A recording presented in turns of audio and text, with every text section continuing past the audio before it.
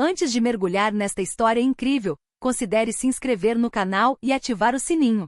Cada história aqui tem algo a dizer, e você não vai querer perder nenhuma. Policial prende chefe-geral da polícia por ser negro. O general Derrick L. Bradford era uma lenda viva, mas nunca buscou os holofotes.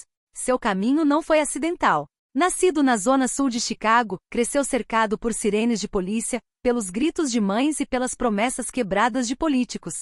Seu pai, motorista de ônibus, havia sido agredido por engano por 2 policiais durante uma blitz. Sua mãe, enfermeira noturna, costumava lhe dizer: "Se você quer mudar este mundo, faça-o de dentro, não das ruas." Essas palavras se tornaram sua bússola. Aos 22 anos, ingressou na academia de polícia. Era um dos 3 únicos afro-americanos de sua turma e o único a se formar como o melhor da turma. Ele já sabia que seu uniforme não o protegeria de suspeitas, mas havia decidido que seu comportamento o faria ponto impecável. Ele começou como um simples patrulheiro nos bairros mais perigosos de Chicago, Inglewood, Roseland, Garfield Park, onde cada chamada podia ser uma armadilha, onde crianças brincavam perto de seringas e onde policiais eram vistos como inimigos. Derrick não era como os outros. Ele conversava com jovens, sabia seus nomes, conhecia suas mães, suas avós. Era respeitado, mesmo nos becos mais escuros. Um dia, um ex-membro de gangue lhe disse: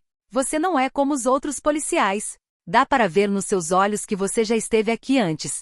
Mas sua maior força era sua justiça. Ele nunca trapaceou, nunca encobriu os abusos de seus colegas. E isso, em um sistema assolado pelo silêncio, foi um ato de coragem diária. Denunciou 2 superiores que falsificaram provas. Testemunhou contra outro que espancou brutalmente um adolescente desarmado. Essas escolhas poderiam ter lhe custado a carreira, mas forjaram sua reputação. Ano após ano, Derrick ascendeu na hierarquia. Tenente, capitão, comandante, superintendente regional. Seu nome aparecia em todos os relatórios de reforma. Ele liderava com firmeza, mas com compaixão, rejeitava promoções políticas e priorizava a área em detrimento do cargo. Sua filosofia era simples. Um líder deve conhecer as ruas melhor do que os corredores do poder. Mas foi sua resposta aos protestos de 2022 que o colocou sob os holofotes nacionais. Enquanto a cidade mergulhava no caos, Derrick se recusou a militarizar a resposta policial. Ele marchou por bairros em chamas, desarmado, cercado por pastores e líderes comunitários. Vídeos dele acalmando uma multidão enfurecida viralizaram. Ele não fez um discurso, apenas estendeu a mão. Dentro do corpo, alguns sussurravam: "Humano demais para um líder, sombrio demais para a tradição, honesto demais para perdurar." Mas foi justamente essa humanidade, essa fidelidade à sua cor, aos seus princípios e às suas origens, que fez dele um símbolo nacional.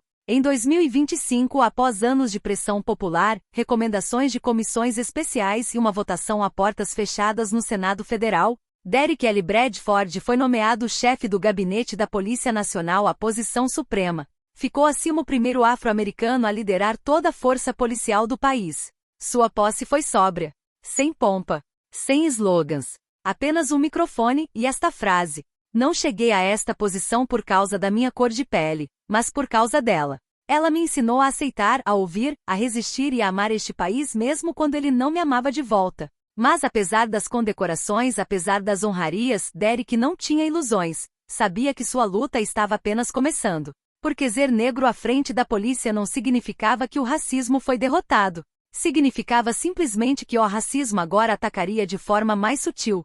Às vezes até mesmo sob o uniforme. Numa noite de setembro, a cidade estava envolta numa névoa leve, como um sopro discreto nos ombros de Chicago. Os postes de luz lançavam uma luz alaranjada sobre as calçadas ainda úmidas. O general Derrick L. Bradford acabava de sair de uma reunião ultra-secreta com um grupo de advogados, psicólogos sociais e líderes comunitários. Eles haviam discutido o futuro de uma reforma radical da Polícia Nacional, a eliminação de controles discriminatórios, a introdução de assistentes sociais em equipes de campo e a criação de comitês de justiça popular. Um projeto ambicioso e revolucionário, mas que ameaçava muitos interesses. Cansado mas lúcido, Derrick decidiu retornar sem escolta, dirigindo seu sedã cinza da empresa, sem placas diplomáticas, sem sirene e sem guarda-costas. Ele vestia jeans escuro, um suéter preto de gola alta e uma jaqueta leve. Não havia indícios de que ele fosse o homem mais poderoso da polícia do país.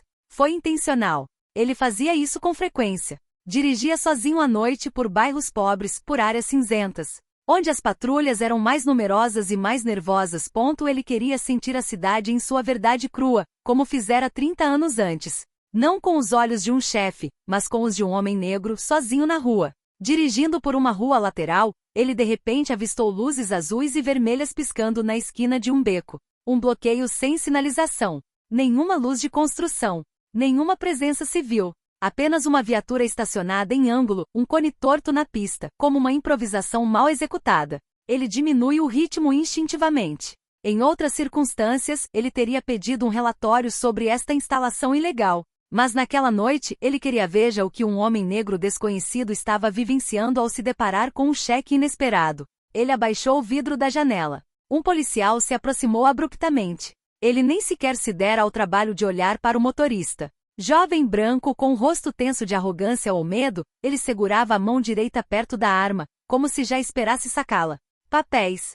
Sua voz falhou como uma ordem militar, sem sequer um boa noite ou um senhor. Você estava dirigindo muito devagar. Recebemos um alerta nesta área. Há movimentos suspeitos. Derek virou a cabeça ligeiramente, o olhar neutro, mas profundamente atento. Reconheceu no tom do policial aquela mistura tóxica de insegurança pessoal e poder não exercido. Ele calmamente estendeu seus papéis pela janela. Meu nome é General Derek Bradford. Estou retornando de uma missão. Você pode verificar minha identidade com a central. Mas em vez de ler os documentos, o policial os pegou, mal olhou para eles e casualmente os jogou no banco do passageiro. Ele deu a volta no carro e abriu abruptamente a porta do motorista sem perguntar, sem avisar. Saiam. Mãos no capô. Derek não se moveu. Policial, peço-lhe uma última vez que verifique minha identidade antes de prosseguir. Mas o jovem parecia ouvir apenas o sangue pulsando em suas têmporas. O que você acha? Que um terno e um nome estranho te isentam de obedecer. Você tem sorte de eu não te multar agora. Derek saiu lentamente. Levantou as mãos e as apoiou calmamente no capô. Ele não estava tremendo. Ele não estava indignado. Ele observado. Ele queria medir a distância entre a ignorância de um homem e o abismo em que a justiça caiu quando perdeu a visão. O jovem oficial deu um passo para trás e pegou as algemas. Você é suspeito de tentativa de fuga e recusa em cooperar. Você resistiu a uma liminar. Qualquer coisa que você disser poderá ser usada contra você. Ele falou a frase marcante como um robô, com um olhar desconfiado. Ele não sabia nada sobre o homem que acabará de algemar. Ele não sabia que o mundo que pensava estar protegendo era este homem que o construiu, que as regras que ele alegava impor era aquele homem quem os escreveu, que o uniforme que ele usava era aquele homem que usava a versão definitiva. E Derek algemado deixou-o fazer isso. Não por fraqueza, não por medo, mas porque ele sabia que esse momento se tornaria uma lição para todo o país. Às vezes você tem que aceitar ser humilhado para que o sistema mostre sua verdadeira face. Chegou à delegacia de polícia do setor 14. Derek Bradford foi escoltado sem cerimônia por 2 agentes silenciosos. Ninguém o cumprimentou. Ninguém olhou para seus documentos. Ele foi conduzido a uma sala de espera com paredes opacas, sob uma luz neon piscante, entre uma cadeira bamba e uma máquina de café quebrada. Ele sentou-se algemado, olhando fixamente para o relógio rachado na parede. Cada minuto passava como um lembrete cruel. Ele não estava ali como o general, mas como um homem negro em um sistema que ainda era cego. No escritório adjacente, o agente Rick Arlon estava se mexendo atrás do computador. Digitava freneticamente seu boletim de ocorrência, com a testa franzida e o maxilar cerrado. O tom da mensagem era frio, acusatório. Indivíduo se recusa a obedecer. Atitude suspeita. Dúvida sobre a identidade declarada. Clara falta de cooperação. Possível ligação com rede local não identificada. Ele tinha acabado de escrever, sem saber, a acusação mais grotesca de sua carreira. Naquele momento, a porta da delegacia bateu com força. Passos pesados ecoaram no corredor. Capitão Martin Ziegler, um veterano da velha guarda, entrou na estação como um touro furioso, com o rosto vermelho, bigode se mexendo e olhos cheios de raiva. Arlon.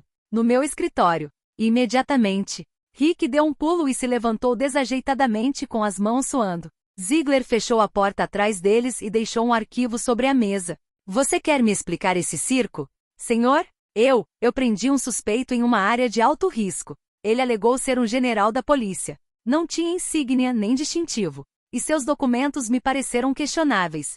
Ziegler abriu o arquivo e tirou um cartão de identidade dourado, carimbado com o selo federal. O duvidoso? Você acabou de algemar General Derek L. Bradford, chefe supremo da Polícia Nacional. Aquele que você vê na TV durante as conferências de crise, aquele cujo nome está impresso no seu próprio manual de instruções. Rick empalideceu. Prendeu a respiração. Não, isso não é possível. Ele estava usando um suéter preto, calça jeans, e dirigia um carro sem placa. Ziegler olhou para ele, impiedoso. E ele era negro. É isso que você quer dizer, Arlon? Quer dizer que ele não parecia um oficial de alta patente, porque era negro e bem vestido? Quer dizer que um negro solteiro, quieto e bem educado não pode ocupar o cargo mais alto do país? Você acabou de resumir, em uma única prisão, tudo o que tentamos desmantelar há 20 anos. Rick deu um passo para trás.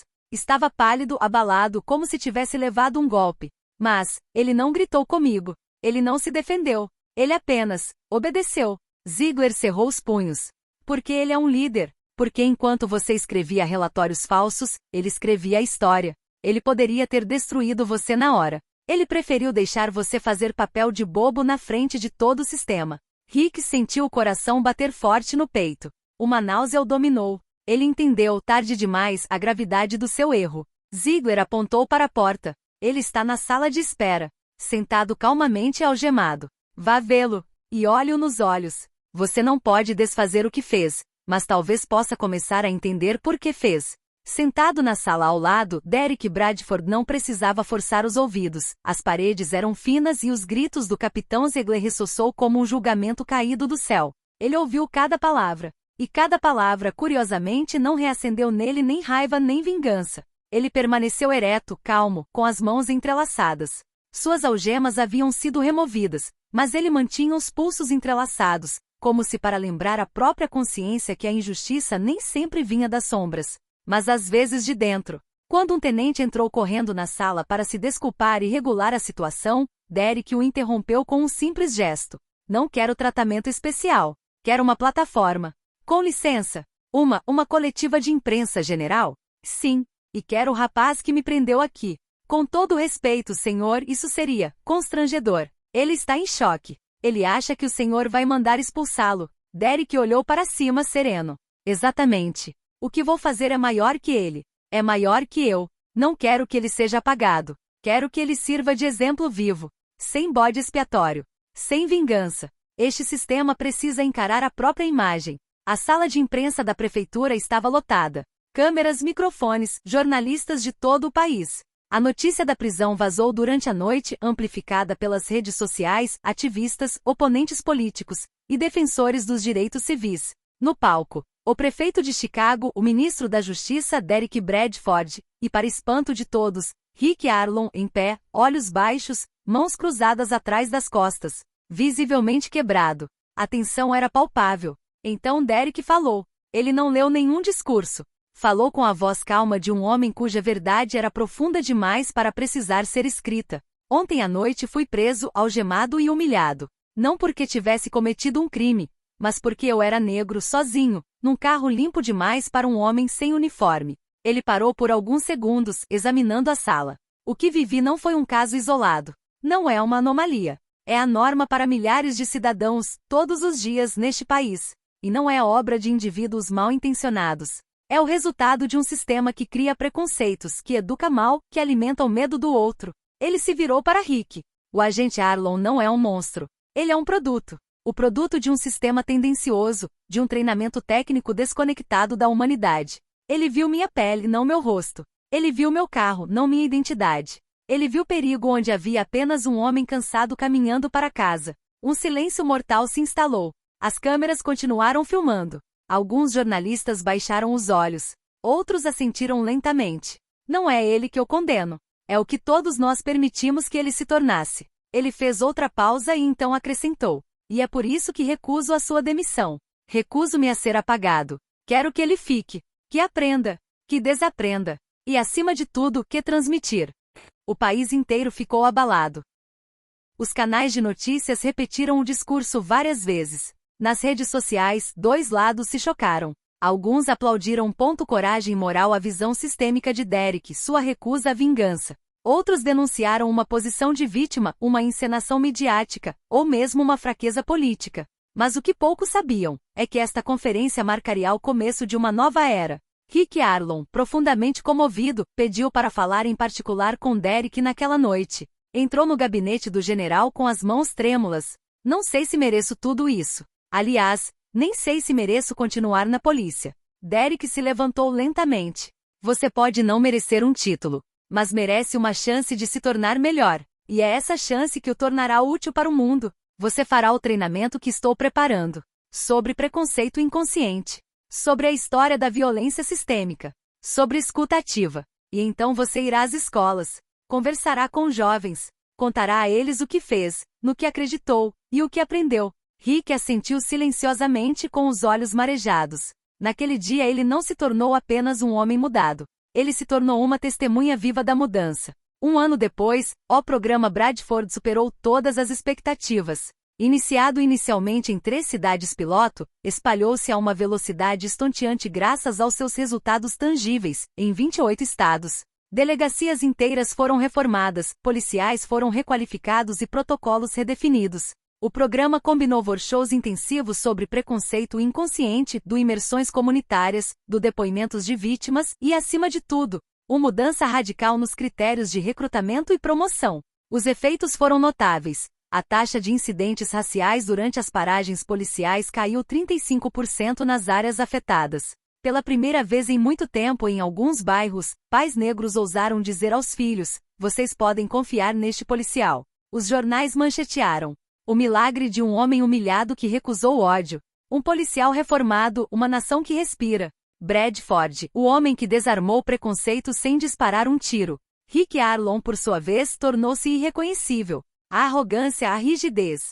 O olhar desconfiado que antes tinha em relação às pessoas de cor deram lugar a uma humildade lúcida. Ele se juntou à equipe de ensino do programa e tornou-se um dos melhores instrutores de justiça justa do país. Ele visitou universidades, academias de polícia, escolas de ensino médio em bairros carentes e até prisões. Em todos os lugares, ele falou, não como um herói, mas como um homem que falhou, e quem teve a graça de ser levantado antes de cair. Durante um discurso na Universidade Howard, um estudante negro lhe fez esta pergunta: o que realmente te mudou? Vergonha? Medo? Rick pensou por um momento, com o olhar imerso na memória. Então respondeu: o que me mudou não foi o que eu vivenciei. Foi o que ele, Derek Bradford, não fez. Ele poderia ter me quebrado. Ele tinha o poder para isso. E, no entanto, olhou para mim e disse: você vai ficar, você vai aprender, e você vai servir. Ele viu em mim mais que um racista de uniforme. Ele viu um homem que ainda podia escolher o bem.